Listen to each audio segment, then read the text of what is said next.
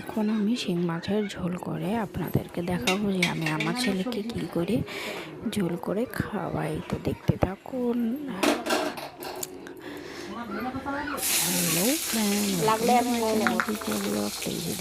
দেখুন আমি কড়াইতে দিচ্ছি অল্প একটু তেল, এবার দিয়ে দেবো একটু আলু, একটু বেগুন, যেটা দিয়ে আমি শিং মাছের ঝোল করব, সেটা হচ্ছে ছেলের জন্য। তো দিয়ে দিলাম এখানে অল্প পরিমাণে লবণ।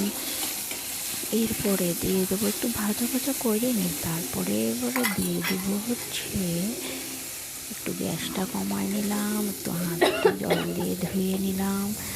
এরপরে দিব হচ্ছে কই দিচ্ছি না কেন আমি। এরপরে দিব হচ্ছে জিরা আর একটু হলুদ। এটা দেওয়ার পরে একটু ভাজা ভাজা করে নেব। সুন্দরভাবে রান্না না করলে কি আমরা যেরকম খাইতে পছন্দ করি না, সেরকম তো বাচ্চারাও খাইতে পছন্দ করবে না। তো সেজন্য আমি হচ্ছে ভাজা ভাজা করে তারপরে মাছটাই যে বাইরের থেকে ধুয়ে আনছি লবণ দিয়ে, তাও একটু ঘরের জল দিয়ে ধুয়ে নেব। এই যে মাছগুলো আমি দুইটা মাছ আছে, একটা 2 পিস করা আছে, একটা গোটাই আছে। তো মাছটা আমি দিয়ে দিলাম। এবার মাছটাকে হালকা আমি একটু ফ্রাই করে নেব মশলা আর সবজির সাথে।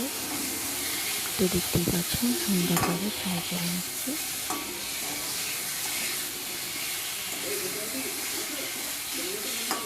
সুন্দরভাবে ফ্রাই করে নিয়ে তারপরে হচ্ছে জলটা দিয়ে দেব। জলটা ফুটলে একটু ঝোলঝোলি খাবে এই মাছটা, তো ঝোলই সব থেকে হেলদি শরীরের জন্য।